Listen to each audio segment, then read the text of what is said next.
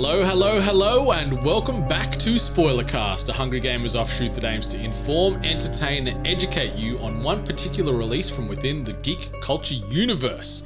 I'm your extremely humble host, Brendan White. You can find me just about everywhere at Brendan8bit, and joining me on this voyage, this perilous journey, my SPOILERCAST podcast ride or die, who can be found on the socials at Jono himself. Jono Peck, welcome, but I'll keep going through this intro and circle back to you in a minute.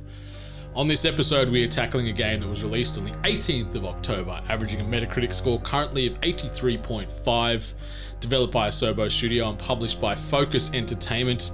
This spoilercast sees us tackling the action-adventure survival horror hit, A Plague Tale Requiem.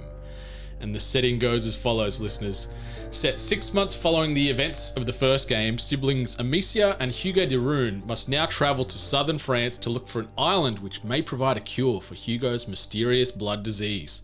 Hugo is frequently overwhelmed by his newfound powers, while Amicia must face the emotional trauma of killing enemies and other actions done to protect herself and her brother.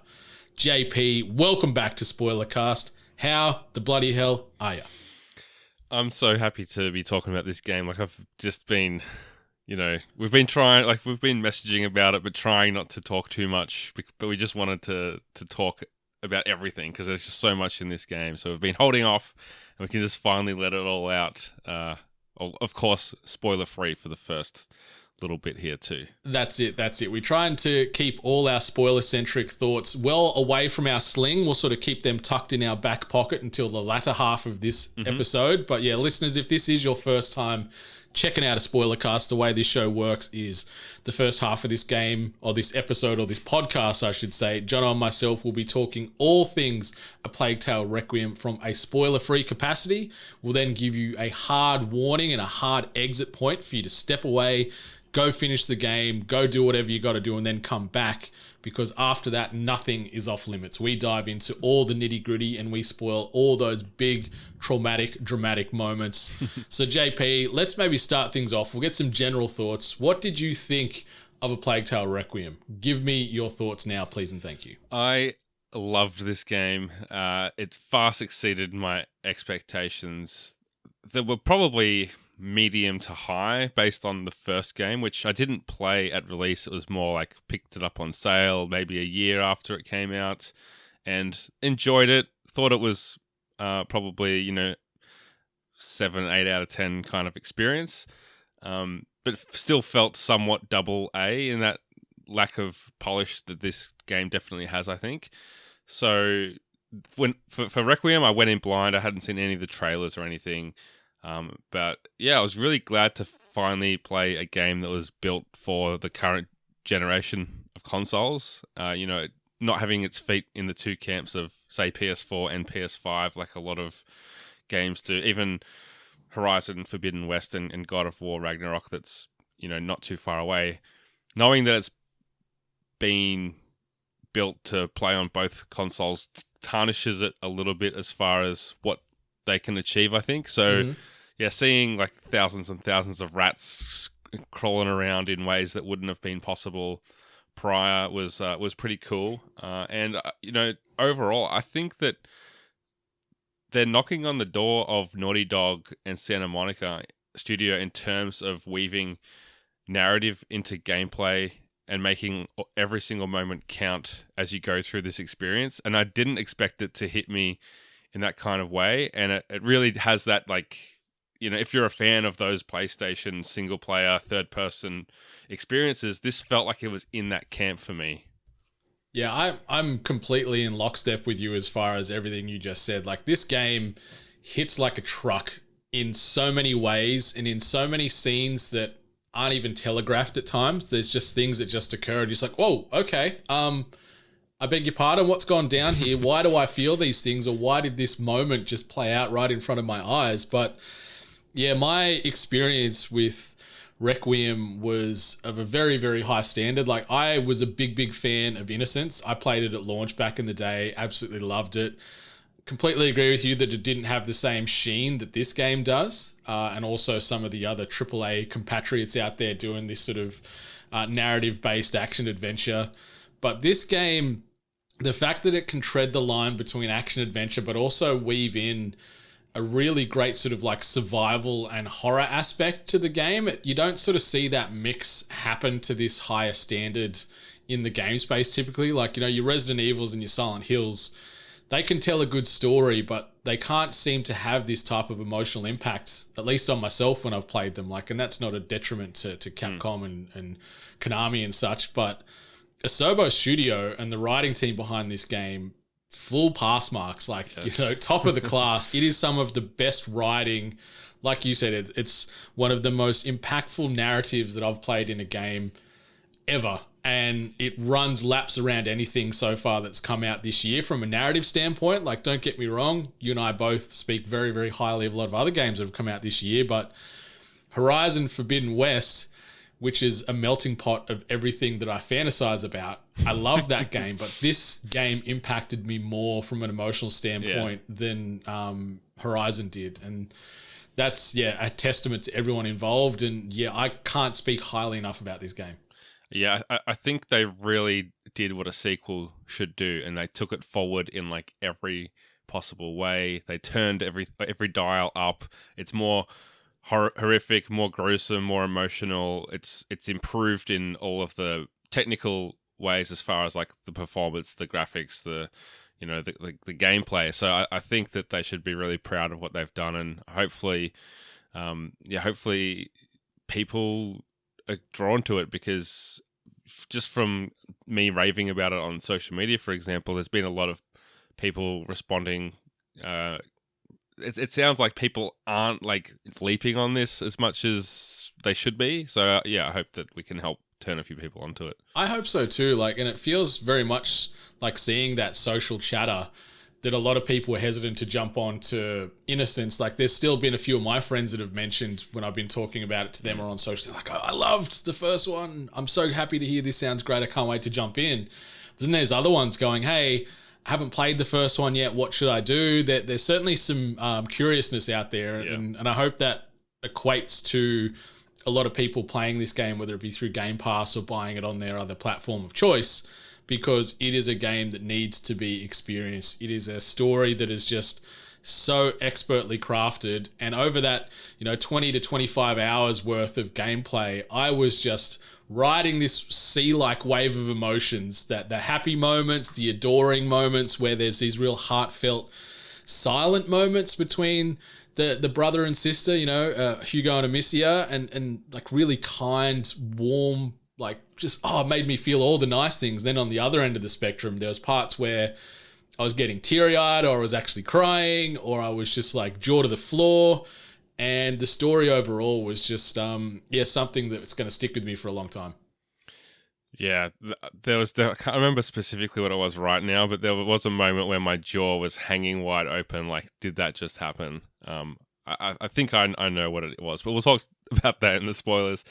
But yeah, like there's so many little moments where, just like in the general way that you move around with the two main characters, Amicia, her little brother Hugo, like she holds his hand for most of the beautiful. Game. And it's so well done, like, and it's not just a mechanic where they sort of magnetize them together. She'll sort of be saying, Hugo, come to me, or Hugo's like, Amicia, where are you? Like, there's this bond that's shown vocally, but also through those little scenes, like when she lifts him up over like a ledge, or over a little fallen tree, or crawling through a crevice or something like that. It's just, there's so much attention to detail to that relationship that I just adore.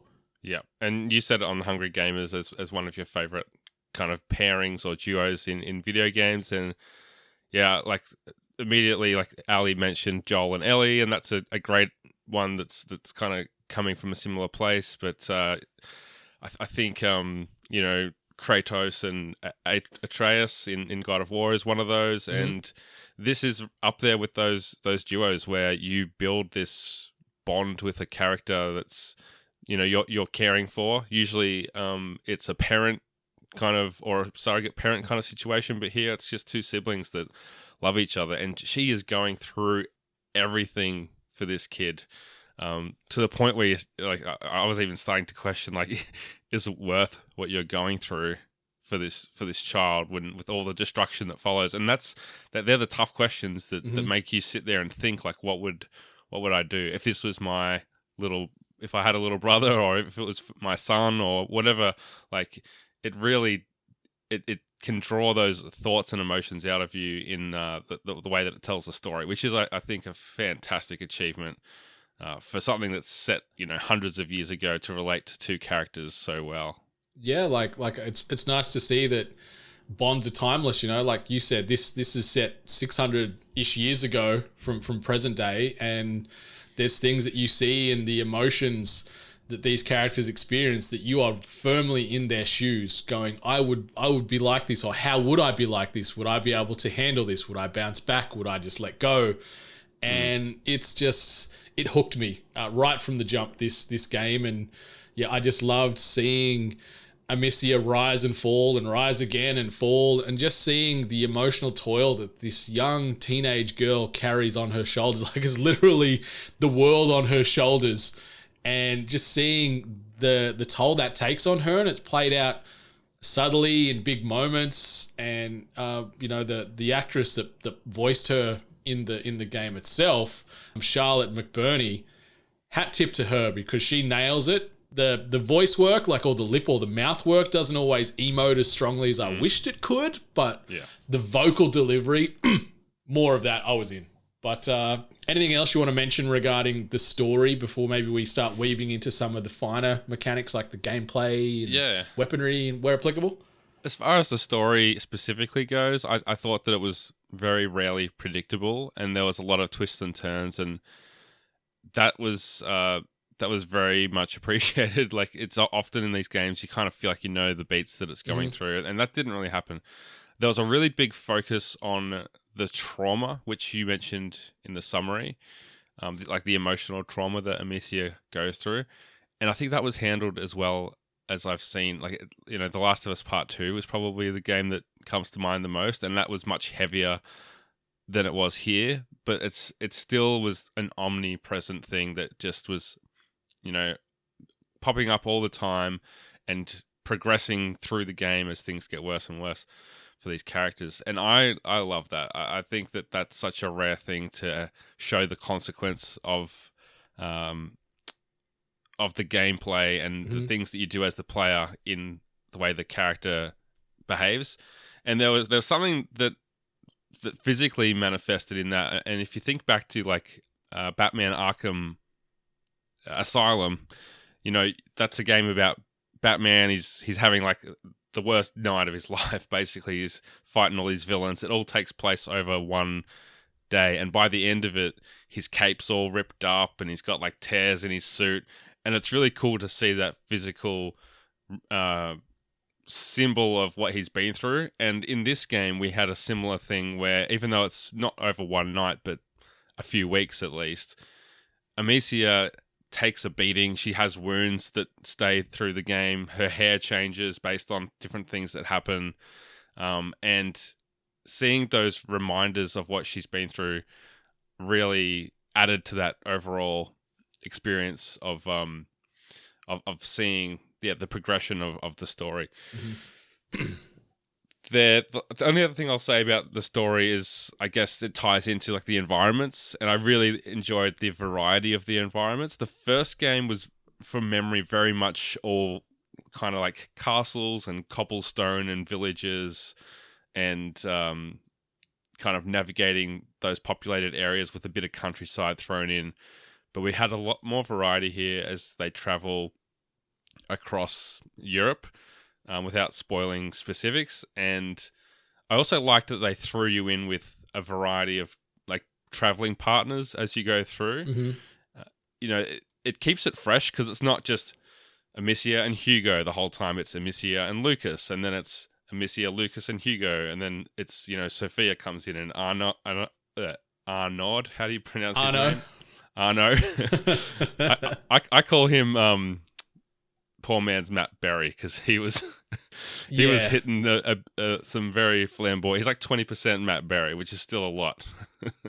I completely agree with that, and I like with each one of those traveling companions, there was new gameplay wrinkles getting thrown at you, where they all had unique abilities that you could weave into working through the next puzzle or getting past the next Macula wave of deadly rats or enemies, and it kept the gameplay fresh, but also the banter that came from those companions as well. Like, they weren't just silent co-pilots that were just standing beside you. There was interactions with them, and whether that be in the real world gameplay or in the cutscenes. So you're starting to see these relationships develop and evolve as you get to know these characters more, and it's really, really well done. Yeah, it really was, because they all have a different perspective. Like, Lucas is coming from that alchemy and scientific background, and then Arno's more of a soldier, and Sophia's the smuggler or the pirate. The sea scorpion. Yeah, so yeah, the variety there and the variety in the environments helps keep the story fresh through the longer campaign, because it's almost double or close to double the length of the first. Yeah, 17 chapters in total this game, so there is a lot of meat on that bone to chew off, but it goes along at a pretty good pace. Some of the chapters are larger than others just due to the storytelling required in those moments, but overall, that 20-odd hour experience, like, I didn't feel like I was once looking at my watch going, oh my God, or jumping on Google, how many chapters are left? What have I got to do? Like, I was fully invested in this experience. I was doing that, but that was because I wanted to make sure I could finish it in time to talk to you about it. Okay, yeah. But at the same time, when it did finish, I was like, no, like I want it to be at least another hour or two longer, which, usually by the time you get to 20 hours, you're like, cool, glad it's finished, enjoyed it, whatever. But I just wanted more. And I even was looking through the menu like, oh, is that New Game Plus calling out to you? Yeah, like, what, like, because, you finish a game and then you have a new perspective and you're like, okay, maybe I'll go back into chapter 1 and see if I pick up on something that I, didn't notice before. And I'm not going to play the whole thing through straight away, but it's a game that I'll come back to for sure. Yeah, like, we're very opposite in that regard, especially when it's a big story getting told. Like, once I get that full beginning, middle, and end, and whatever resolution that comes off that ending, I'm usually like, nah, I've lived my life as Amicia and Hugo. That's my story now. I'm done with that. I don't want to go back, but like, there is some temptations because there is obviously collectibles that you can find along the way that can be nothing little moments, but like cute ones, depressive ones, all kinds of emotions come at you from there. And having to replay it with New Game Plus, you can obviously play with the current skill set you've unlocked, so you'll have access to more abilities and things earlier on to be a little bit more powerful than you would have on your first playthrough. But I'm content with my one shot, and I'm moving on to the next thing now. Fair enough. But on the gameplay, what did you think about it? Like, give me your thoughts on A Plague Tale Requiem from a gameplay perspective. Anything you wanted to highlight in particular? I think the variety in the gameplay is one of the strengths, because pretty much every combat scenario you come across, you do have the choice of stealthing through or being quite violent. Yeah. And it's almost like the characters will comment on it, and Amicia will develop perks based on the way that you play, and that's a great little way to make you think about the way that you're playing. And if you do select the violent path, which I often did, there was a variety of ways to go about it. Like, there's the slingshot with, different alchemy attached to it, whether it's fire or putting out fires to have rats attack them, or using Hugo's ability to control rats, or your other NPC companions to assist as well. So I just enjoyed that. It never felt like, oh, it's another combat section, better get my slingshot out and do a few headshots, because even the enemies have different strengths, and some of them can't be killed in certain ways. They have to be approached in a specific manner. So I think that from a combat perspective, which we'll talk about the combat specifically in the next section, but that part of the gameplay I really enjoyed. And just that mix of, here's a combat section, here's a puzzle section, here's a section where you're not going to come across an enemy for maybe an hour and a half. Like, you're just going to focus on the narrative and exploring and progressing the story. And I felt that was necessary because it gets so heavy that you need those lighter moments, especially as you approach the island that was mentioned at the top of the summary. Like, it's a very beautiful setting compared to the bleak blackness of the night and the rats and everything that comes with them. So yeah, the variety of the puzzles, the combat, and the narrative unfolding kept me locked in the whole time. Yeah, I agree. I like that the game rewarded you based on how you played, having those organic skill trees where you don't get to specifically focus on one of those 3 skill trees. It'll just see how you go about your business chapter by chapter and bump up that progression accordingly, so it sort of adjusts on the fly to how you want to play. So I liked that, like you said, it kept things fresh, and weaving in different stylistic choices when it came to moving that story forward or working through the chapters, where you'd go from one chapter where it was primarily stealth to then using some trickery to sort of distract enemies to get them over there, or just the puzzling element that came into it, or just out and out murder. It was kind of cool that you could play the game as you wanted, but I also liked off the back of that, and it actually sort of made me take my foot off the accelerator a few times, where as Amicia, and you're a one-woman army at times, and you're killing all these militant people left, right, and center. But on the back of that, there's discussion going on from Hugo or Lucas or whoever saying, like, why stop killing? You don't have to be so violent. Like, are you okay? And you can hear the anguish in Amicia for either killing or trying to justify it, or where she gets sort of pushed over the edge into these fits of rage. So you sort of start to sort of juggle the emotional well-being of the characters as well. So I found at times where I'm like, I see that guy doesn't have a helmet on, get my sling out, I could headshot him. I'm like, you know what? No.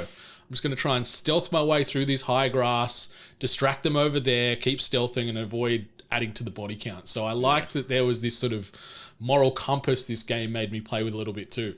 And then you'll come across a section where you come across like a real bastard of a enemy that makes you want to take out as many guys as possible, and Amicia's reflecting that as well. So yeah, they very cleverly wove in that choice as a narrative mechanic as well. Yeah, it was really well done, and ultimately I'm not sure if it feels like the story from front to back is set, but like the way it presents itself in the game, it feels like if you do lean too heavily into the chaos and the violence, that it would have general like big ramifications down the line. I don't think that's the way, but the way the game is framed to you, it felt like that to me, where I'm like, I've got to stop killing things here, or I'm going to get like the dark worst ending. But I think that was just done in some very, very well placed storytelling.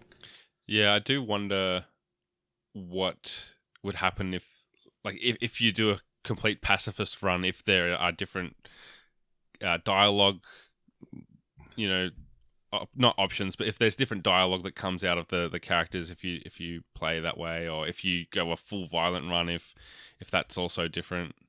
Yeah, that would be cool. Definitely. So let's sort of focus in on the violence and the combat and the weaponry in the game. Like, I liked that it was challenging, but also once you got in a rhythm and familiarized yourself with the weaponry and the skill set that Amicia has, it did feel really good when you can chain these abilities, and the fact that you've got copious amounts of enemies coming at you in any given time. Like, the game heavily leans into stealth as your friend. Silence is going to see you to live another day, where if you go in there all slings blazing, there's a fair chance that a swarm of guards that are often heavily armored, and for some reason they all have like maces and stuff. Like, they've got some like horrific weaponry that are coming at you. The second you like down somebody and that body gets seen, everyone gets alerted, everyone's hunting for you and are there to kill you. They're not trying to take you alive. And so it does reward you to be strategic in how you go about your ways. And you do have an assortment, like you said, there's like alchemy based variations for your sling. There's a crossbow you get access to, and then there's also the old trusty pot, which can be modified in a heap of other ways as well. I wish that we had more bolts for the crossbow, because you've got like a little holster on the back, and it for some reason from the base level of the game, you can only hold 2. So I don't know what all that extra space is in the back of that that quiver, but the combat itself felt really good. And when you do take down these big waves of enemies or groups that you coming at you thick and fast, you do feel like a bit of a badass. It reminded me at times like very Metal Gear or like Last of Us-esque, where, yeah, you sort of trigger an enemy camp and they all come at you and you've got to use your wits and think real swiftly, and you're jumping and mantling over like bits of furniture or through windows and out doorways to try and get them off your scent to breathe and then reset and then put your next little trap at play. And it felt really great when it paid off. Yeah, having all those different approaches at your disposal makes you feel pretty cool when you know you can plan a perfect run past a series of enemies and you think, okay, I've got 2 ranged ones there, there's a tank over there, and there's a plague of rats there, and there's a fire I can put out, and I can throw some tar at that fire to blind him and then come in with a knife or whatever it is. Like, there's just so many ways you can approach it, and I enjoy that kind of plotting element of that feeling of like, I wonder if this will work, and then trying something that they might not even have intended for you to approach in that way, and for having that pay off, it feels pretty good. It made me think of and it's just a low-hanging fruit right now as well, but the old board game Mousetrap, but we'll call it Rat Trap for here, where you've got just this flow-on effect where this triggers that and interacts with this, and boom, boom, boom. When it all chains, you feel like a master. Yeah, absolutely. All right. Graphics and performance. I'll just get the negative part out of the way and say I didn't have any freezes, no crashes, no hard resets that I had to embark on that 20-odd hour playthrough time. So it ran pretty buttery smooth. I played on the Xbox Series X and you played on the PlayStation 5, correct? Correct, yes. Yep, so we got the Warring Cousins direct comparison here, and yeah, it was smooth as butter on the Series X. Outside of those lack of graphical infidelities, the photo mode that accompanied this game, chef's kiss. I saw you lent into that heavily. I only probably put maybe 30 minutes total in it, just did a couple of big moments where it was just this gorgeous vista or this horrific hellscape where I'm like, I need a photo of this. But overall, the game looks great. Like you talked about the environments, those very diverse locations that you traverse in this game are gorgeous and disgusting in all the right ways. And the character models are really good, but circling back to that first piece where I said just the mouth work left a little bit to be desired. Like you can see a lot of emotion through the eyes and the expressions, but when they're delivering some of these really emotional lines, the mouth didn't always sort of justify the tone or the delivery for me. But overall, no issues performance-wise. Graphically, it feels like a nice big juicy AAA, and it reminded me a little bit aesthetically of like playing an Assassin's Creed game and some of the Assassin's Creed games of old, where similar type of world, the character models look pretty close. The way you go through these hub areas, it all felt like it was similar beats to the Assassin's Creed titles of now and yesteryear, and that's a testament to Asobo. Yeah, definitely, especially for, I mean, I don't know how big they are, but they certainly were a much smaller studio for that first game, so to see them beef it up with this one's pretty cool. I had the same notes for that. Beautiful environments and character models.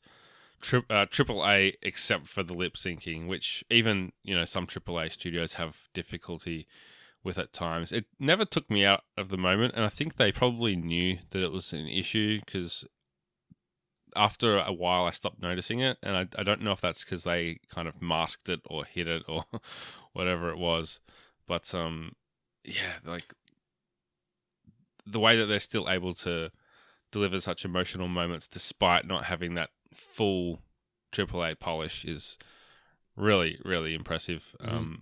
I also wrote that there was a remarkable lack of frame rate drops with the amount of rats and movement that's going on, and the way that has to respond to the player. When you're holding a torch, you can kind of herd these rats around, and I think I read they had the capacity to have 300,000 rats on screen. Jesus Christ. At once. And it was so good in photo mode. Like there was no clipping on the photo mode, so you could go in through walls and under the ground and through roofs to look around, and some of those settings where there was like, especially like there's a kind of a underground setting, catacomby kind of situation where it was just like millions of rats on rats. Yeah. And if you zoom out far enough, they all disappear from the photo mode, I noticed. But yeah, very, very cool. I did get some frame rate drops toward the end of the game, and I don't know if that was just a random thing. But up until that point, I was very impressed by how well it ran. And as soon as I died, the frame rate picked itself back up again and dusted itself off. So yeah, overall... And the load-in times on those deaths, super quick to get back into your game after you get consumed by a horde of Macula rats.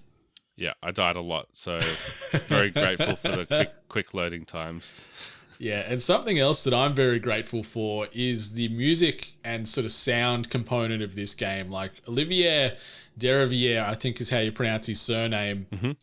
He is an absolute master at his craft. Like, this is one of the best musical scores that I can ever recall in a video game. Like, just the subtlety to build up the tension, and I think you'll add some more weight to this piece as well, is second to none. Like, one simple, like, I don't know if you call it a strum, like across like a string-based instrument. Yeah, like a cello, kind of like a stroke or something. Yeah, just this one subtle stroke across some strings, and like you're on edge. You're like, oh no, what is happening?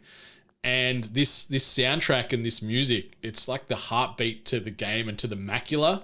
Like, the music and the score represents the Macula and this giant ass plague of rats so well, and it just perfectly accompanies the general discussion and the voice acting, which we already touched on, which was phenomenal, I found.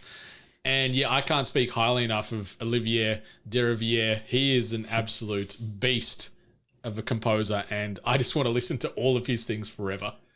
Yeah, when I was kind of doing my summary tweet about the game and congratulating some of the publisher, the developer, he was one of the names that came up as an individual that has like somewhat of a status more than any other individuals that seem to work on the game. So he must have somewhat of a, I guess, reputation as a master, as you've pointed out. So yeah. Yeah, he's done in video games, just like super quick math. I'm just looking at his wiki, but I'm guessing maybe 40 games. Okay, wow. And he's been at it since 2004 when he did Obscure. He's done Alone in the Dark, Assassin's Creed Black Flag, Ooh. Life is Strange. He did some stuff with Life is Strange. He did Vampire, which, now thinking about Vampire, it did have some very heavy, intense orchestral sort of tunes. Streets of Rage 4, Dying Light 2 he did as well. And then obviously A Plague Tale. Like, he's a very skilled individual, that's for sure. Yeah, I felt like the music added such a element of atmosphere to the story and to the environments. Like, you felt like you were in 15th century France, even though, I don't know, maybe the music wasn't even like that back then. But I'd like to think it was, because it was phenomenal, and it captured that world for me perfectly. Yeah, and you have like a variety of, here's a happy marketplace and a hustling and bustling town, and then there's the actual score. Like, so that was like a diegetic music that's in the scene of what's happening, but then you have the score that's accompanying you as you crawl through these filthy, disgusting pits of rats and guts and dead bodies and whatever else might be there. Yeah, no, it was like this game and the storytelling. We've already talked about how top tier it is, but that score over the top of it just further elevates it, because those emotional moments carry with it so much extra weight off that score. And yeah, it's just, it's going to stick with me for a long time.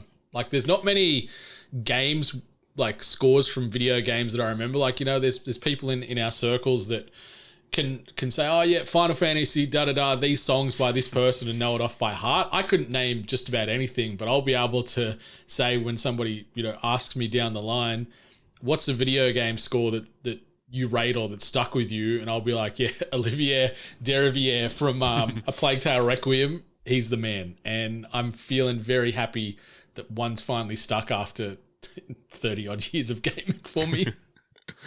That's The Last of Us for me. The music in that game will never leave me. It's special, but I couldn't tell you who the primary composer is for it. I wish I knew because it's also on another level. But Gustavo, and then an Italian name that I can't remember to pronounce. Okay, but anyway. But let's shift. Yep. Let's shift into the negative part of the show here. We're going to talk about nitpicks, gripes. We didn't really encounter any bugs. You mentioned some frame rate drops near the back end, but once you loaded in, it was all peachy keen again. I'll just quickly rattle off a few of mine. I think we've got a similar one here. We could probably tag team regarding the knives. So the knife, like the sort of the stealth hidden blade mechanic is back in this, where you use it to unlock treasure-based chests, where you can also then, once it's unlocked, you get currency, but also you can upgrade your weaponry there. But the blade also can act as a get-out-of-jail-free card when you're about to die and you've already been hit by an enemy. You can press X or A. It's square. X or square for PlayStation, or X for here, right? It was square for a melee response, and then triangle for the knife. Oh, okay, all right. So Y or triangle for the knife. Sorry, on the controller mapping, and that would allow you to instantly kill the enemy that's about to kill you. But you'd also then lose that knife, which could then prevent you from opening up the hidden chest later. So there's this sort of Russian roulette where you're like, do I use this knife to let me see another day, or do I just accept death, or use just the standard X or square-based attack to stun them and then run away, and then you've got the knife to get the thing, or do you just get that instant gratification? So I wish the knives were more readily available, or they could be upgraded like you could do with the sling or the crossbow. You got similar feels regarding the knives? Yeah, I felt like there just weren't enough of them. Like, maybe I wasn't finding them all, but you'd maybe have one per chapter, I felt like, for me, and you'd maybe try and save it, or you could also use it as a stealth instant kill, which was, I think depending on how you upgrade or how violent you are, you can start to use the sling for a you silent could choke them kill. quicker, choke them to death quicker with the sling. Yeah, but it would have been great to, because there's a lot of obviously crafting with all the alchemy. If you could craft a knife from materials that you find, like in The Last of Us, where it's scissors plus gaffer tape or whatever the parts that make it up. So you are going to these crafting stations all the time. You are finding materials. So yeah, I would have liked to have the knives as the option, but I can see maybe they just felt like it was too overpowered, and that's probably the same reason that you couldn't carry more than 2 crossbow bolts at a time. Yeah, I agree, and I think what you've just sort of explained it as makes a ton of sense. On the crafting stations as well, I upgraded to max level the bottom perk straight away, so like I could just craft anywhere after that or upgrade anywhere. Okay. So it made those crafting stations and the need to have the knives to unlock these locked up crafting stations pretty much null and void for me after that, because I just looked for the resource and then just upgrade it whenever I chose. So yeah, that kind of took that incentive out for me about halfway through the game, so I didn't really give a rat's after that. But it's funny, we talked about the gruesomeness of this game, but there's certain moments in this game where maybe you could have made it a little bit more gruesome. Like, they fully lean into bodies getting all their flesh eaten away by the rats and whatnot. But when you're slinging rocks and other types of sharp instruments at exposed skulls at high speed that leads to instant death, maybe show me some more damage on the head. There's a few certain enemies you kill, and we'll talk about more of that in the spoiler section, where I think it would have added even a little bit more emotional weight to lean into some of that violence and that realness with some of those wounds. You wanted a kill cam where it like slows down and shows the Soldier of Fortune replay of a rock going shoo.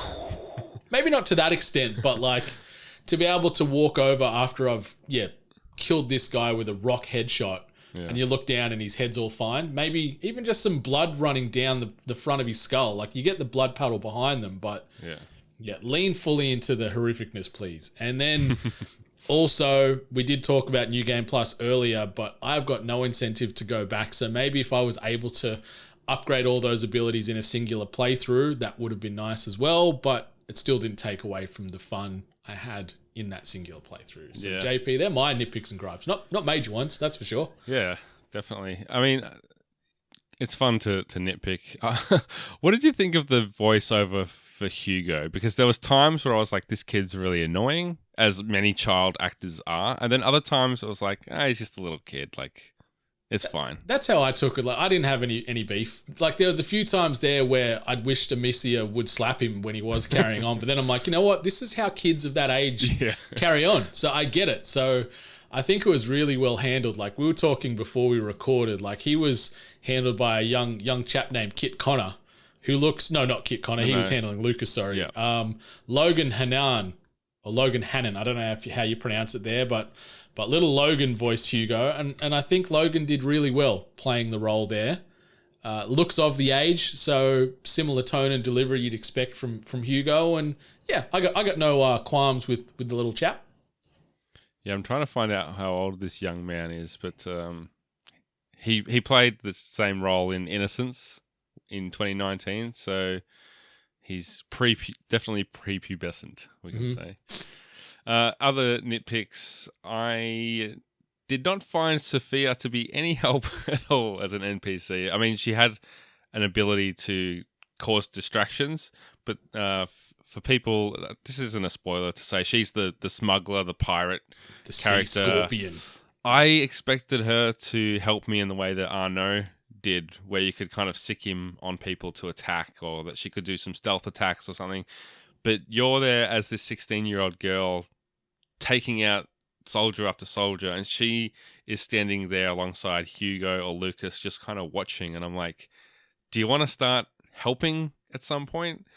And then there's another section where you're fleeing from rats with Hugo, and you're carrying him, basically pulling him along, and she just nicks off. Like, she's like, Later.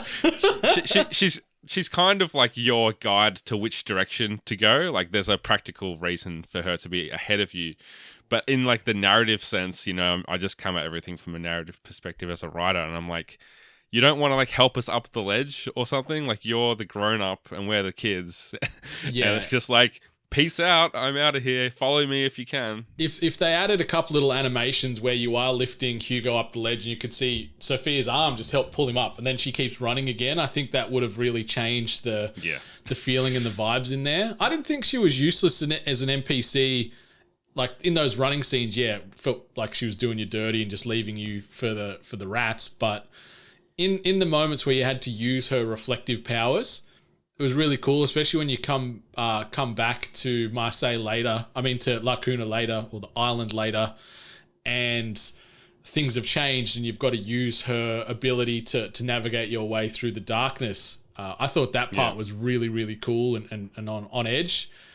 But I got no qualms with Sophia, and she did say in there a few times that she avoids violence, doesn't like killing. So I get why she was hesitant to not stab people with this piece of glass she's carrying, I guess.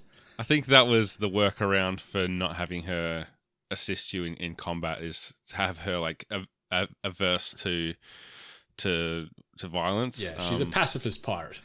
Yeah, it just went against my expectation for who she was when we first met her, I suppose. And I was like, a little help here. Like, I'm literally being clubbed to death by a giant man, and you're kind of hiding. So, thanks a lot, Sophia.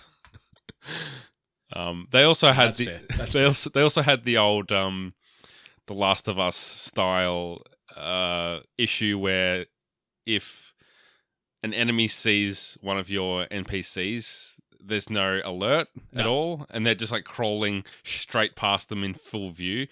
And I understand that from a programming perspective, it's really hard to have an NPC stay in cover and not be seen.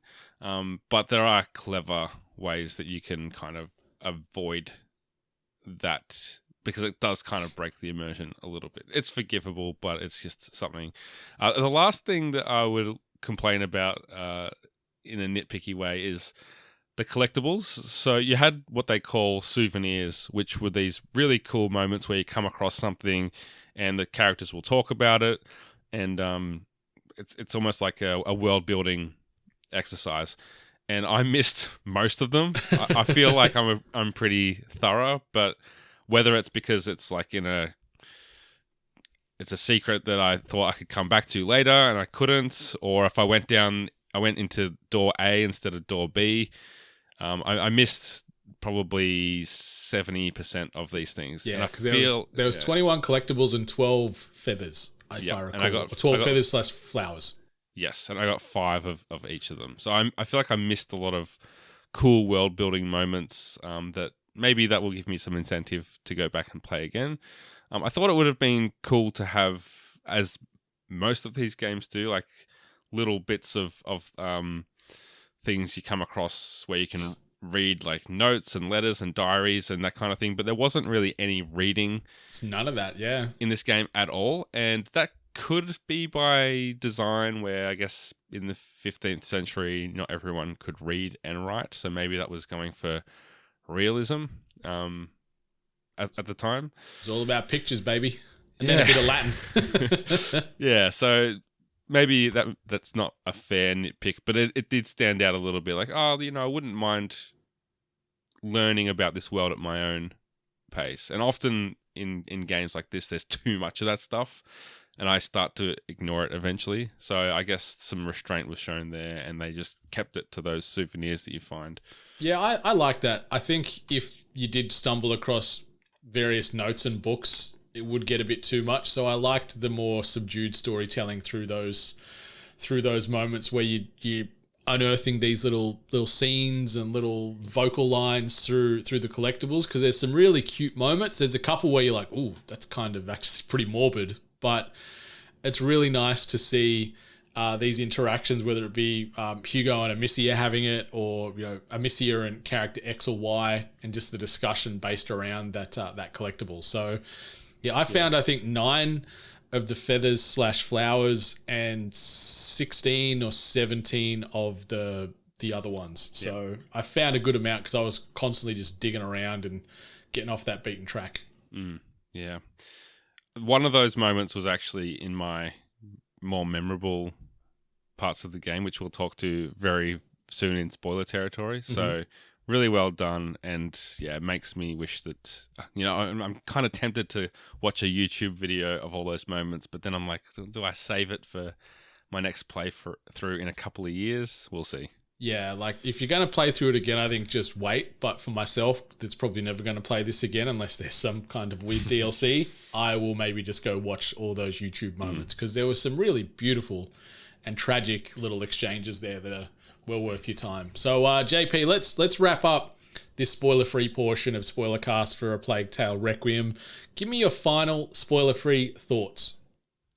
So I've had, no exaggeration, 5 different people ask me in the last week whether they need to play the first game to play this, based on how much I'm raving about it. And at the start, I think you and I were both like, it carries on straight from Innocence. You should play it. You'll understand more. You'll get the references. But by the end of it, I was just like, this game is so good. If it's going to stop you from playing this, then just skip Innocence, because you can get enough from just watching a YouTube video, a recap, maybe specifically watch the last boss fight in Innocence, because it's really interesting and different and crazy. So I feel like if you've got Xbox Game Pass and you haven't played Innocence and you don't want to spend the 11 hours on a game that isn't as good as this one, just play this. Like, don't let anything stop you. I know what it's like when you want to play the first game, and because you want to play the first game before you play the second game, you really just never end up getting to it. So just skip Innocence if that's the barrier to entry, because this game's amazing. I'm with you. Yeah, just jump on YouTube, find A Plague Tale Requiem. No, fuck. Jump on YouTube and find a recap video on A Plague Tale Innocence and just watch that. whether it be 10, 20, 30 minutes, however long it goes for, just watch that, get up to date, and then dive straight into this. And yeah, if you're on PlayStation, you can buy the game in full. If you're on Xbox, it's on Xbox and PC version of Game Pass. So if you're already a member, download it straight away. And if not, you can sign up for a month for free for $1. So you can play this game for $1 and then jump onto other games as well. So you're doing yourself a big disservice if you want to play all the best games of 2022 and you don't play this due to the fear of not playing Innocence. You're being very, very short-sighted. So watch a recap, then dive into this because it's special. Play Innocence, but if you know yourself well enough to know you're not going to play Innocence, then don't. That's fair. Just know yourself. But yeah, this game's phenomenal. I think it's a resounding rubber stamp, 8-bit approved from both of us. It's going to be in our very humble opinions here on a lot of people's games of the year lists, and rightfully so. Definitely. All right, listeners, here is the hard exit point where if you don't want anything spoiled from us from here on out regarding A Plague Tale Requiem, hit pause, go play the game, go get through those 17 chapters, circle back, because this is the last warning before we go through all of the spoilers. And we might start, we'll give you the really quick elevator pitch, very broad stroke play-by-play of the overall narrative. We're going to sort of tennis match this style. So I'll take a few hits, JP will hit them back to me and vice versa. So it starts as follows. The crew flee Guyane and head to Provence, seeking assistance from a group of alchemists called the Order. The Macula arrives in Provence and things turn to custard very quickly. The crew attempt to escape, encounter a host of bad guys, one such being a former knight called Arno, who we've already mentioned earlier. They strike up a deal to sail to an island that Hugo keeps seeing in his dreams called Lacuna with the help of a smuggler named Sophia, aka the Sea Scorpion. Arriving at Lacuna, they discover the residents worshipping a pagan deity called the Child of Embers. More drama ensues as Arno tries to pull a fast one in a revenge plot against Victor, the Count of Provence. Sophia, Amicia, Hugo, and Sophia proceed to explore the island, infiltrating a ritual being held by Victor and Emily, discovering that they lead a cult that unknowingly worships a previous Macula carrier as the Child of Embers. Delving further into an ancient Order temple, they don't manage to find a cure, but instead find clues about the Child of Embers, known as Basilius, and his protector, Aelia. More exploration leads to a massive underground temple where they discover Basilius was locked in an underground prison by the Order in a futile attempt to contain the Macula as it crossed the last threshold. They narrowly escape the temple as it collapses and return to find Lucas and Beatrice, Amicia's mother, have arrived at Lacuna, but before a family reunion can take place, the Count attacks Amicia and tells her of Emily's plan to adopt Hugo and become mother to the Child of Embers. Emily kills Beatrice in front of Hugo and Amicia, which draws out his rage in the form of a huge swarm of rats that kill her as the Count watches and flees in anguish. Amicia, Lucas, and Hugo then rescue Arno and reunite with Sophia to escape the island, but are intercepted by the Count's naval attacks as he takes Hugo back. Arno battles the Count and is killed, but only after opening up an opportunity for Amicia to take her revenge. Despite their efforts, Hugo has given himself over to the Macula, and a dark cloud blocks out the sun and allows the rats to spread unchecked, destroying Marseille. We then head into the center of the nebula, the big, the dark cloud that we mentioned there, where Hugo tells Amicia that now he has fully merged with the Macula. The only way to stop the rats is to kill him, which Amicia reluctantly does. In a post-credits final chapter, Amicia prepares to embark on a journey a year later to find the next Macula carrier and protector so that she can help guide them. Before she leaves, she pays her respects to Hugo's grave. Even just reading these quick little dot point play-by-plays, JP, my emotions are boiling over like Hugo's constantly was as well right now. I'm feeling very vulnerable. I'm feeling very raw. And maybe we can jump into, right off the top here, our favorite / biggest or most memorable moments in A Plague Tale Requiem. So JP, take it away. Do we want to go one by one? Because I've got so many things. Yeah, we can go one by one, and I'll add in where I can, and vice versa. Yeah, I'm going to go chronologically for what I encountered. So the first big moment for me was when Amicia decides, in a very adult decision, to part ways from her mother and Lucas, and for her and Hugo to split off and go their own way. That was like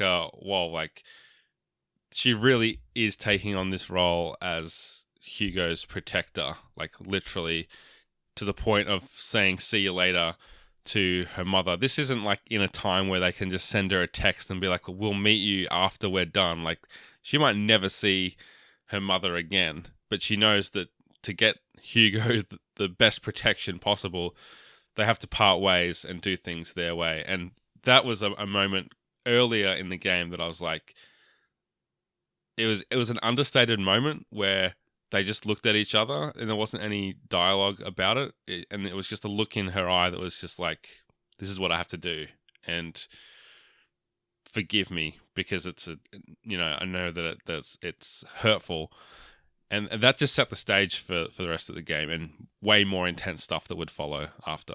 It was very big, and I completely agree with you on that moment being one of the biggest and most emotional ones that stuck with me through that whole piece, because Beatrice and Amicia had very different opinions on what was best for Hugo. Beatrice was like, nope, we need to get him in front of the Order because they're the best alchemists in the world and they'll find a cure. And they meet this lead alchemist in one of these French cities. It all turns to hell.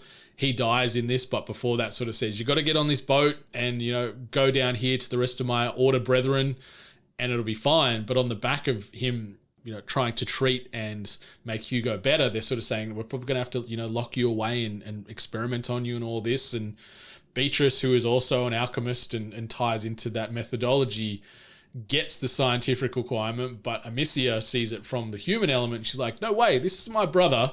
This is not what's best for him. You can see the emotional trauma and the strain.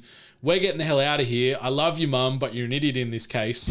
See you later. And yeah, that silent part where Beatrice and Lucas are just, floating down the waterfront still, where Hugo and Amicia are sort of standing there saying, catch ya, we're out. Like, it's huge. And yeah, it sort of reflects later in some other big pivotal scenes with these same characters. So yeah, that's great. If you're going chronologically, you keep working through them and I'll jump in where I can, because I've sort of just got scattershot moments where I haven't really timed it out. Yeah, no, that's fair enough. The next one was, apart from like the really cool moment of exploring this colorful island, when you you meet the Countess and she's way too kind and nice to be true. Like, as soon as you meet her, it's like, okay, she's got something crazy about her. And then you discover what it is when you go to this Ember Child ritual. It's very the dark underside of this seemingly idyllic and peaceful island is this cult where they worship this child who, brought about the first plague, and you're wearing the creepy masks and the robes. It's very very uncomfortable, but it hits all those typical pop culture based culty tropes as far as everything you do, and you're in there and you're seeing Lucas, not Lucas, Hugo isn't the first one. Like, it's a thing that's been passed down through genetics or whatever it is, and that's kind of when you go, okay, there's something bigger than just what he's going through. And do you think, because it doesn't really get mentioned either way, but it feels like when they're sending, like when they say, oh, you've been chosen, they don't know it's Amicia and Hugo hiding under this mask and the robe, but they're like, you're the ones to go signal the latest interaction with the Child of Embers. Do you think they're sacrificing people? Like, it feels to me that there's a 50-50 chance they either come out alive or they don't, but either way, it's for the Child of Ember's greater good. It felt like that was a bit of human sacrifice going on in there, right? It was ambiguous, I think, deliberately. Because I think it would be too dark for them to just be like, yeah, some of these kids aren't going to make it out of here.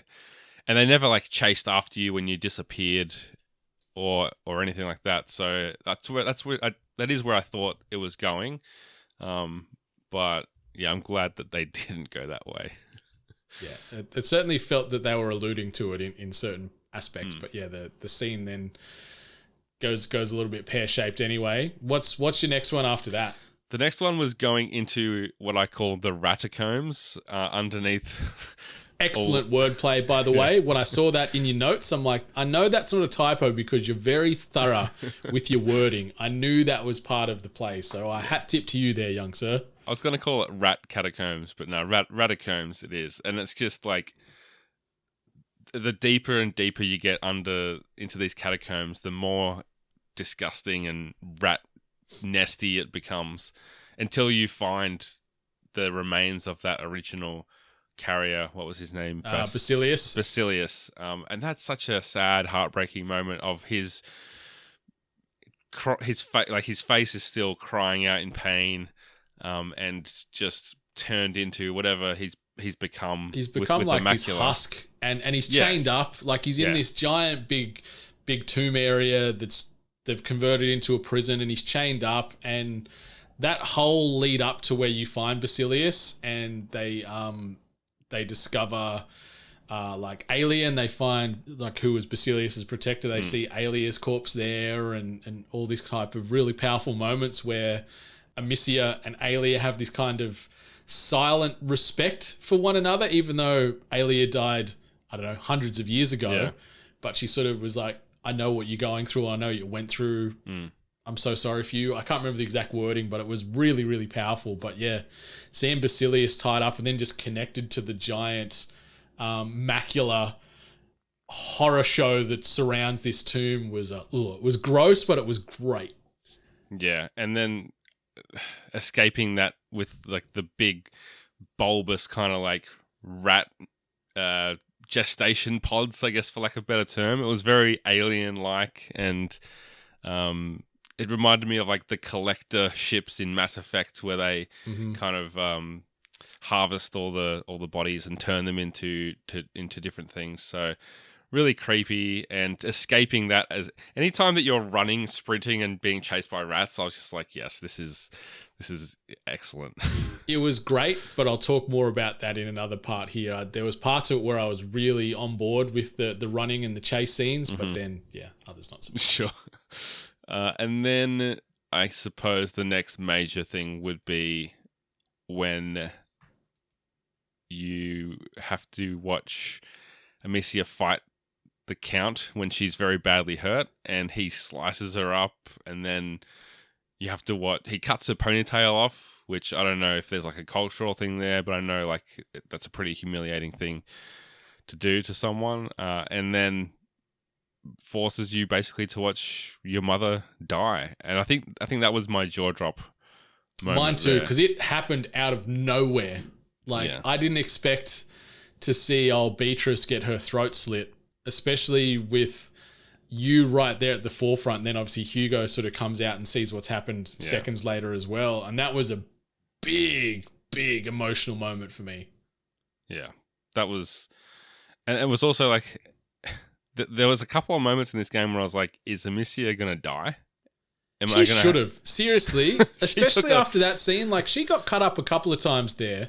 And then after that, she gets knocked down those stairs, gets her shoulder dislocated, and a few other things going on. And she's probably got some head trauma because Arno at the front splits her head open with the butt of his sword in the first few chapters really badly. And she's got a hectic scar, which is, animated really, really well, by the way. It looks great in the way it sort of gleams in certain light, like a proper gross flesh wound does. I really, really enjoyed that. Yeah, she's channeling Mick Foley or something with the beating she takes. It's dislocates the shoulder down the stairs. Then she takes 3 slices from the sword. And I did notice, like, maybe the armor was part of the reason that it didn't completely, take her out. And then she took an arrow through right through the guts. Through the guts. She's tough. That might funnel its way into my nitpicks a bit later, where we, She was too tough, you reckon? She's a bit too tough. Yeah. So anyway, the next big moment after that, I suppose, it was in that section after that took place where, Hugo sicked the rats on Emily and came very close to letting the Macula take over, but it didn't quite. But it was enough to put him in that kind of brain dead state where he was a walking zombie. And there's a collectible that you find in that next section with Hugo and Lucas where Amicia just collapses and she's grunting and panting and she's in pain from her shoulder still, and she got, sliced open, or took a couple of nicks across the front side with the sword, and she starts praying. She's like, Lord, like she says Lord, and she's like crying out to God.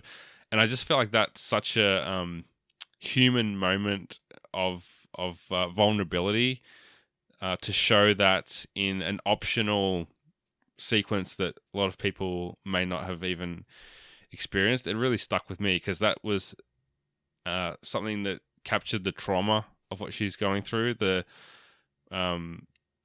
trauma of watching her mother die, the futility of Hugo in his sickness, and her own physical pain at the time as well. I just felt like that was such a cool moment for a video game to focus on. And we'd seen up to this point throughout the game moments where she'd killed too many people and was being affected by how violent she was, or where she had like almost like a panic attack, and another character had to, I can't remember if it was Lucas or Hugo, but they had to kind of take over as she recovered from whatever was going on in her head. So they did take a lot of time to focus and emphasize on the mental toll that it takes to be the protector of this kid. I dug that a lot. Yeah, like they didn't romanticize any heroism with Amicia at all. Like, she was a human character and she was broken and hurt physically and emotionally throughout this entire game, and they didn't sugarcoat it that she's like, no, look, I've got my cape on and your words or your actions cannot hurt me. Like, she was struggling every chapter of this game, and seeing those, like you mentioned, I know that exact moment with that collectible where you can see that she is pretty much, she's on the doorstep of death / giving up completely, and she's just reaching out looking for something to keep going and keep moving forward. And there's a few moments like that in this game that just just really emphasize the trauma that this poor girl carries with herself from not only the first game but all these other things she has to enact and embark upon in Requiem as well. And yeah, for a 16-year-old girl to act the way she does and say the things she does in this game, I think it's very, very, very accurately represented as far as how you'd be feeling in those moments, and it's very relatable.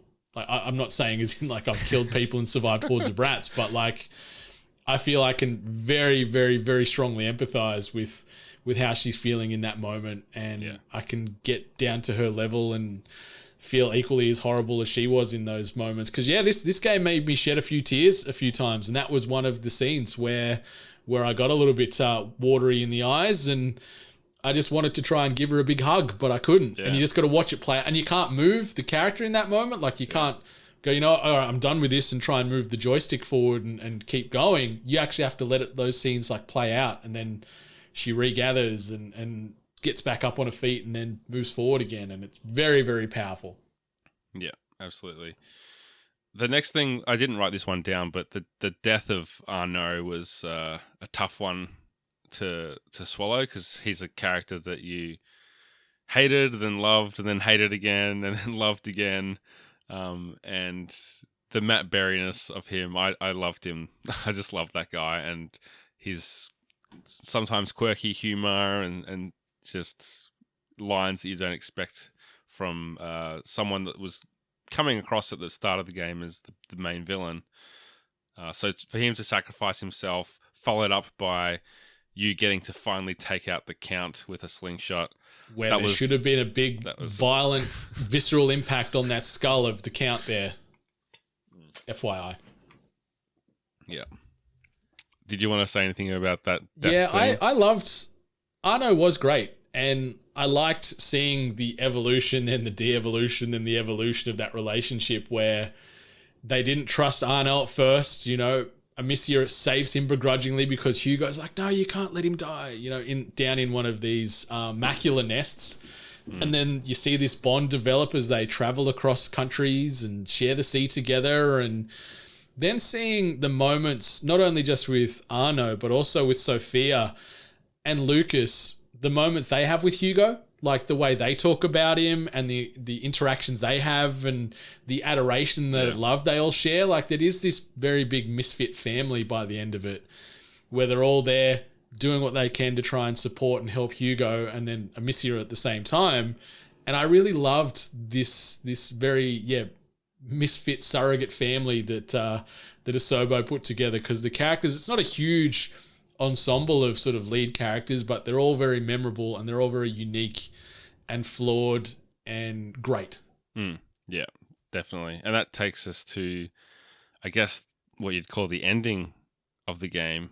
So at least the last sequence, when when Hugo's in his little pod of protection, just sending wave after wave of rat pulsing out from the center. That is a set piece and a half. I love that this game has so many set pieces compared to the first game. Like, so many things that you'll just remember visually and want to take photos of. And to get through that and to find him there at the end, looking a lot like Basilius, how he found his fate as, I guess, as one with the macula, was heartbreaking. And you knew what you had to do as the player. You knew that you had to take him out. But when the moment came to sling that rock at him, that's probably the hardest thing that I've done in a game that's not an optional choice. There's a lot of tough choices to make in games, but this wasn't a choice. You had to do it. I did have a very similar moment in The Last of Us Part 2 that I probably shouldn't mention in case people haven't played it yet. But when you have to do something that you don't want to do, when you have to kill a character that you don't want to kill, that is tough. And they animated it to perfection, because up until this point, when you hit L2 or left trigger or whatever to do the slingshot, it's the same animation the whole game until this point, where Amicia does it as if you would when you're about to sling a rock at your little brother that you've been trying to protect for so long. It's a slow animation, and the swinging, like, to wind up the shot, is slow. And then, if you're like me, you stopped there, and she puts the rocks away. And then she says something like, or she groans. She makes some kind of like indication about how hard this is to do. But if you want to finish the game, you have to do it. So, you take that shot and cut straight to credits, and you could have knocked me over with a feather at that point. Like, I haven't felt that way from a hard credit, drop since the first Last of Us, which, if anyone knows how much I love that game, that's saying a lot, because that was 9 years ago. And to just have those credits roll and just breathe and just feel like just to be in disbelief about what you just did and had to do and how you felt, it's just something that you can't get from anything but a video game like this. I agree. And this moment for me was after that rock was slung, and I love the way that they cut it. They didn't show any impact or any repercussion immediately. It was just, you hear that noise and then cut to credits. And I remember just like, my mouth was open. I put the controller down. I'm sitting on the couch, and I sort of just sat back on the couch and was just collecting my thoughts, and I had some tears in my eyes, and the dogs could sense I was a little vulnerable at that moment. They both sort of came right up on me and sort of sat and laid on my lap. And I just let this 20 plus hours just sort of flow right through me. Like, I just reflected on this journey, and ultimately, you know, you go almost to literal hell for your brother to save him from the Macula and give him the best life, and ultimately knowing that that whole journey was for naught. And then the role of the protector that you've played for so long for Hugo, and then you end up in the ultimate, I guess, representation of protecting the greater good by having to kill your brother. But just the inner, like, discussions they have leading up to that, where Hugo's sort of trying to explain how things are and make Amicia see what has to be done.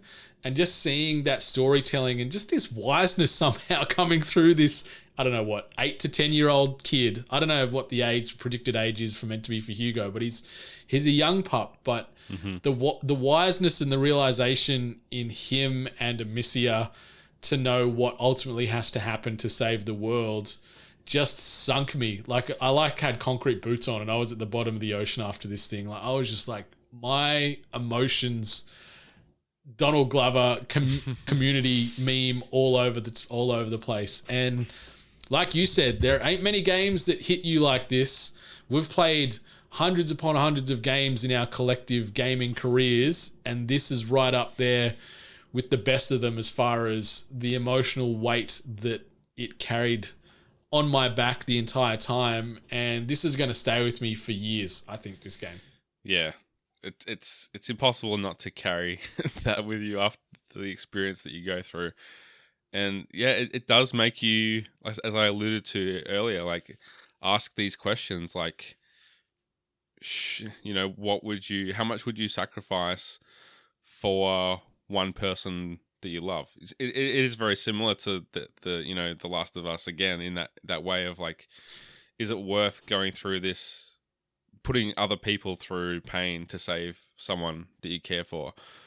Should Hugo have been protected like, how many people died and will continue to die? Hundreds of thousands of people is my guess. Like, that is a lot of death on their hands.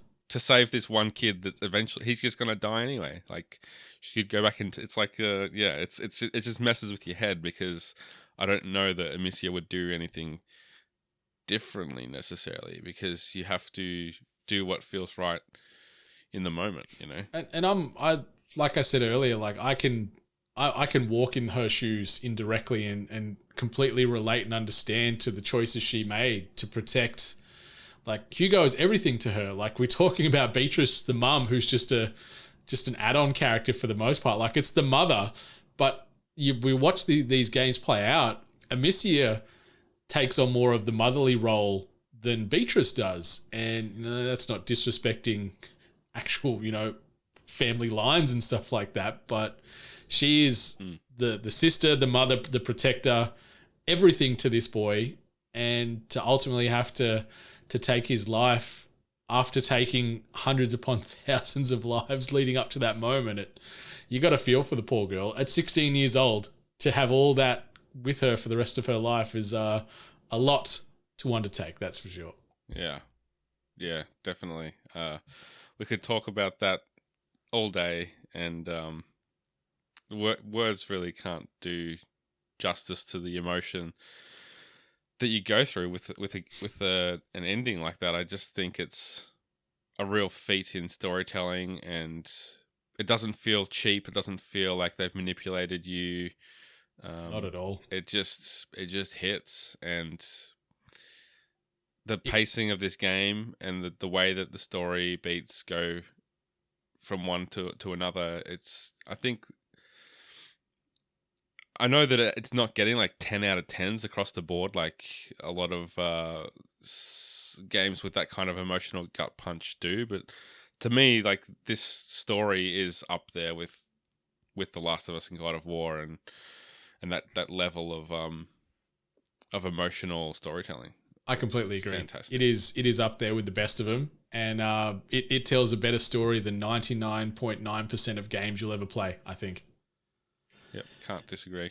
let's get some bugbears, some nitpicks and gripes out of the way before we jump into unpacking the ending and what may or may not be in store for A Plague Tale. So JP, I'm with you on your least favorite moment there, and that is where you are having yet another interaction and run in with the Count, and you get trapped down in this cellar, and there's two cogs at either end of this cellar to open up a cell door to get out and ultimately reunite with your family. But it sounds like you got a little bit stuck in there, eh? I did not have a good time in that cellar. Yeah, so it's a stealth-based section where you have to flee and hide and push that wheel that turns very slowly. But it just wasn't clear to me what you were meant to do, because Amicia says, like, the dialogue that she gets is, maybe I can trap him in there, in the prison, in the cell. So you're opening the cell door.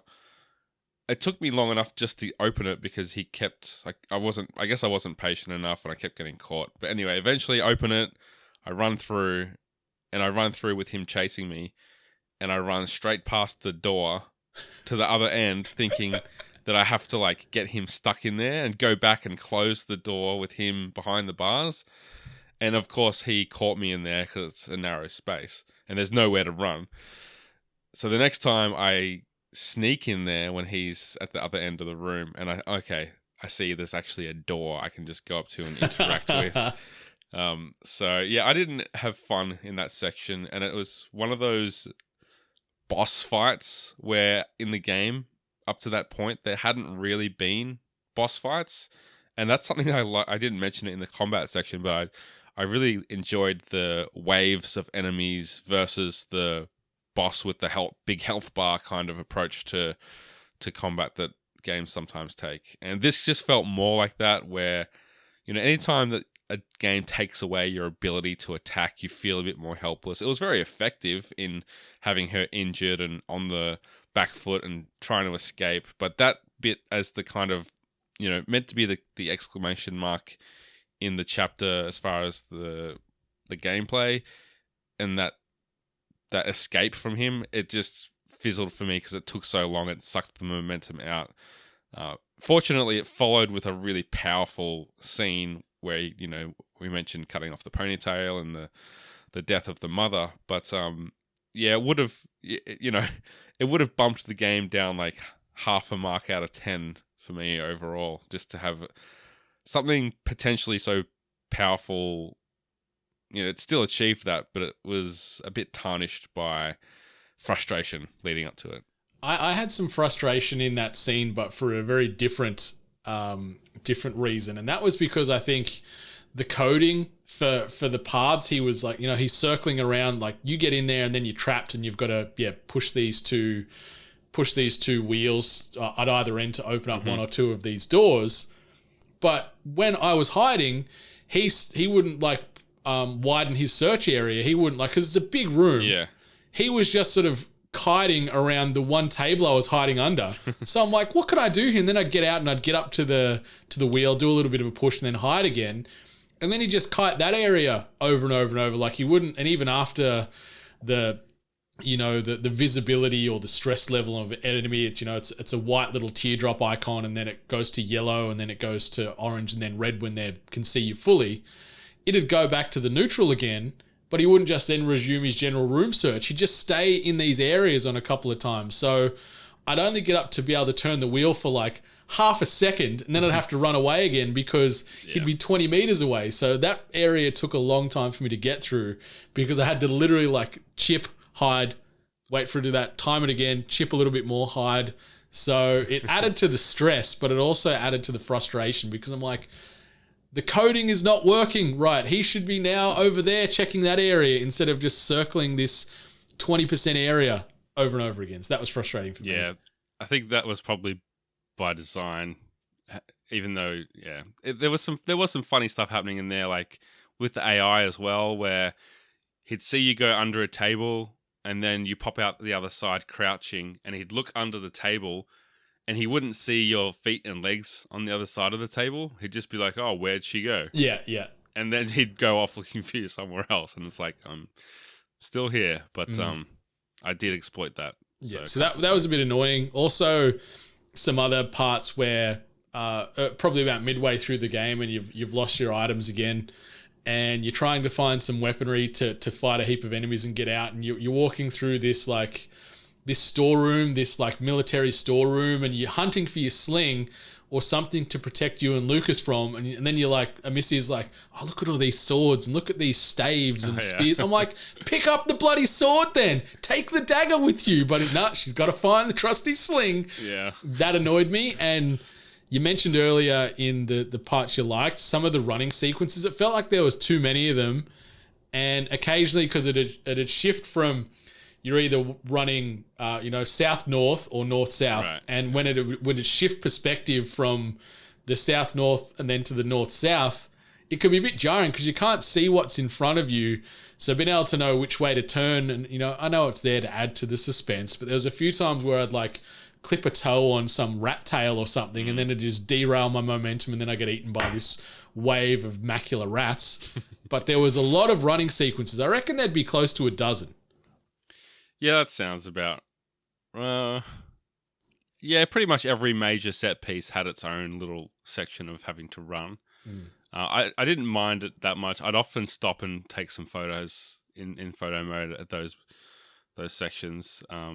But yeah, who doesn't love a good chase? A good a close shave, as it were.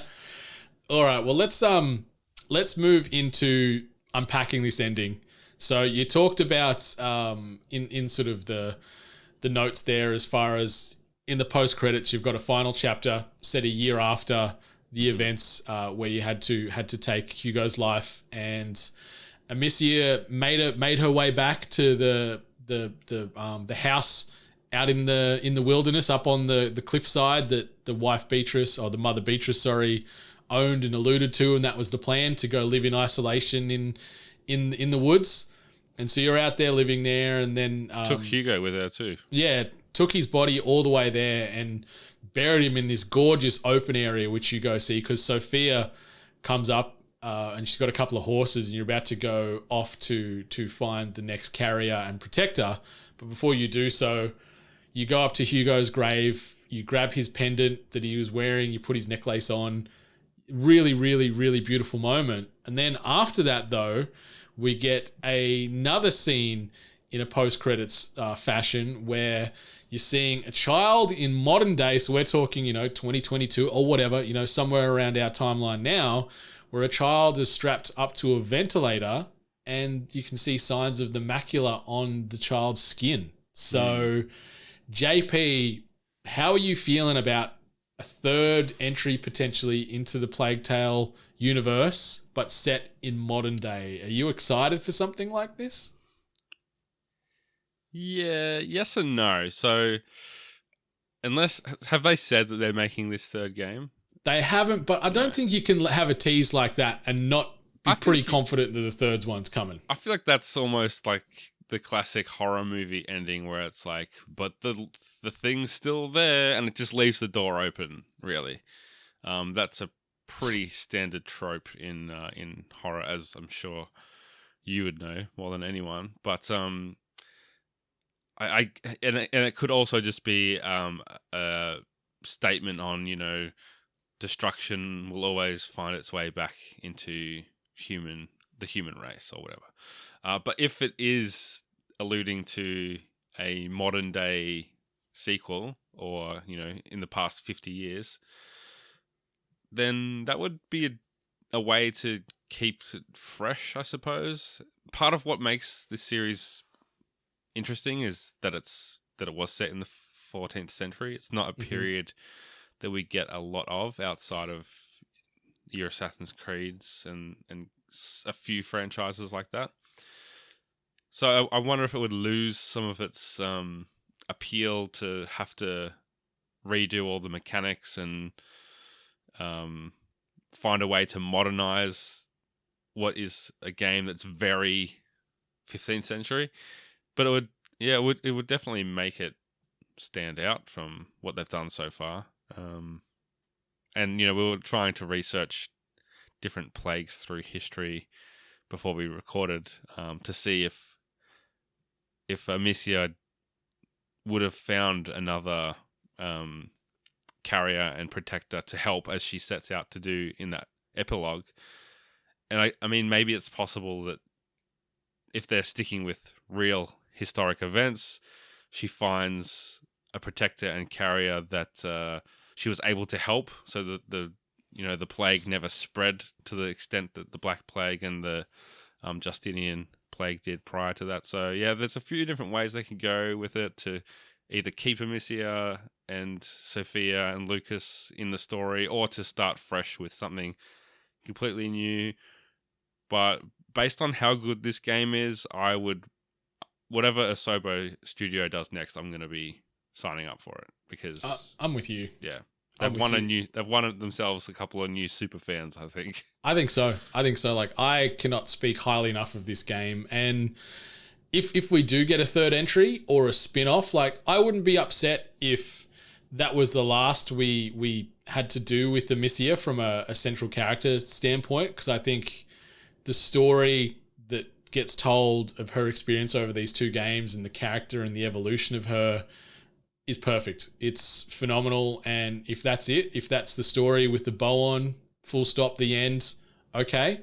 And then we get another one set in present day society, asterisk, with a new protector trying to work this out, I wouldn't be upset about it. I'm hoping we get more of it, because like you said with Asobo, like, we're some pretty big fans of what they're doing there. And if they keep going back to this well and reinventing the story and the location and the time period, I will be turning up on day one with bells on, very excited to see what they've got with future entries into this universe.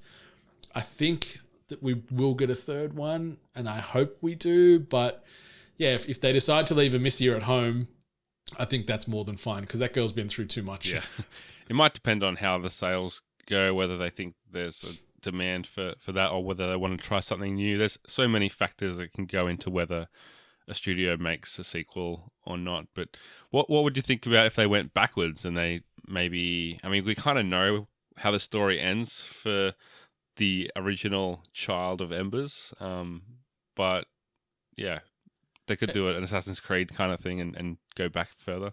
Yeah, I'd be very curious to see if they wanted to go back and tell more of that origin story with Basilius and Aelia. That'd be kind of cool. Even though, yeah, we know ultimately what plays out, it doesn't mean you can still not tell a very impactful story maybe in DLC. That gameplay experience. Yeah, whether it be DLC or a more focused, a tighter game that's not DLC, but it's, a smaller entry into the series. Maybe it scales back to that 11 hours that Innocence was.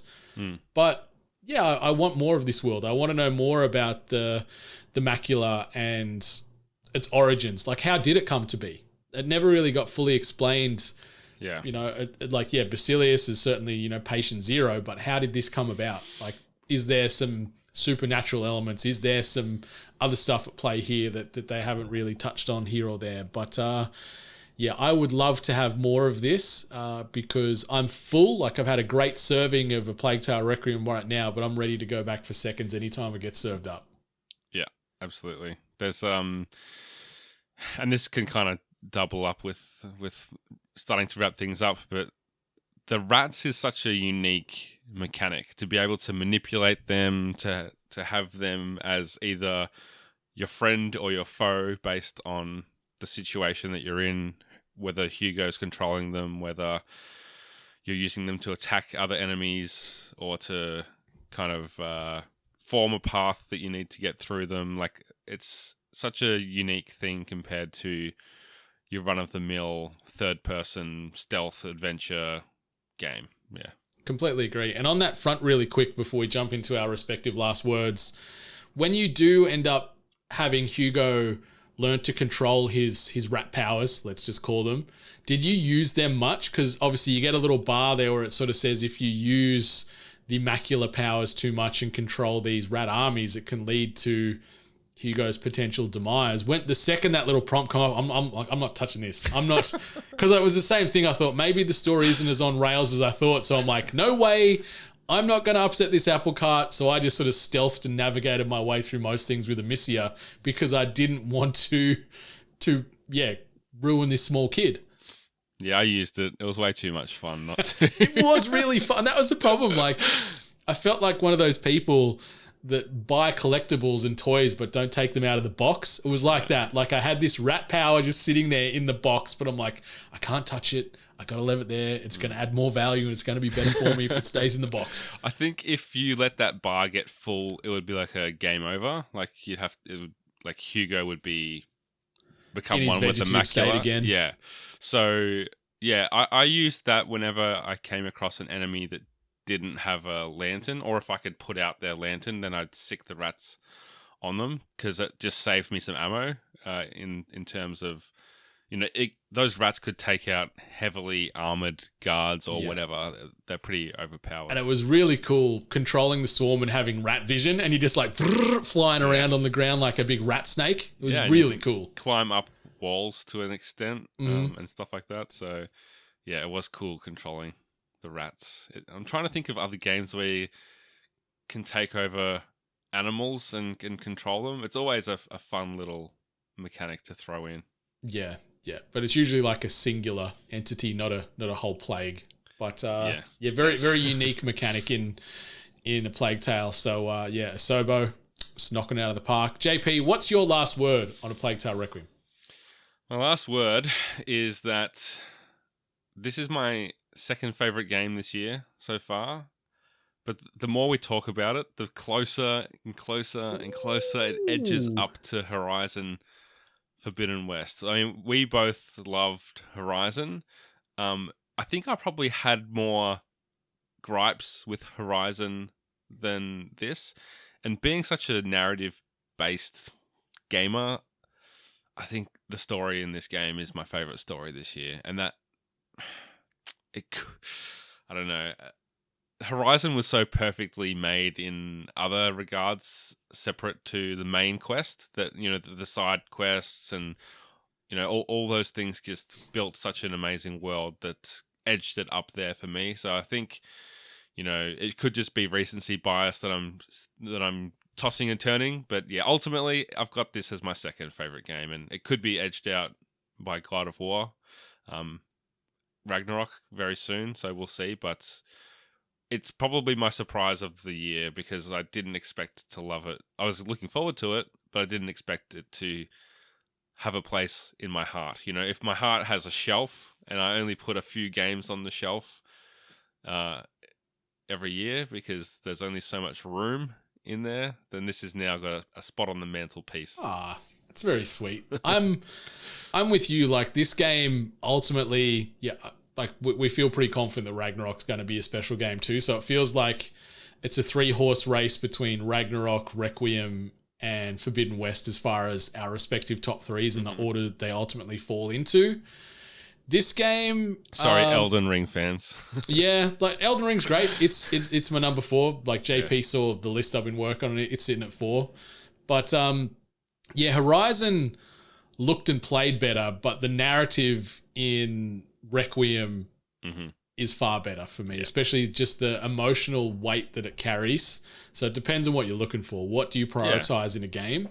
Very true. But this game is definitely one of the best I've played all year, one of the best I've played in the last several years. And overall, it's got one of the most impactful, emotional stories that I've ever experienced. And I feel I'm going to talk about this with such high regard for years to come. Like, I'm going to look back on the games that have impacted me the most, and this is going to be on that heart-shaped mantle that you mentioned. It'll be on my emotional mantelpiece from now until I don't even know when. I don't know what's going to usurp it. I don't think many are going to come out on top of this from an emotional standpoint and a storytelling perspective. I think like The Walking Dead's first season and the ending of that game is another that's in that tier with Clementine and Lee. It's again another game where you have a protector relationship. It's It's almost like there's a formula, Brendan. Mm-hmm. It certainly feels that way now we're talking about it out loud. Yeah. But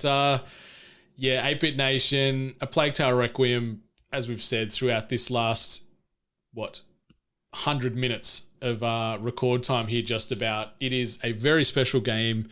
You need to get your hands on it. It is 8-Bit approved. Let us know what you think on the socials or on our Discord.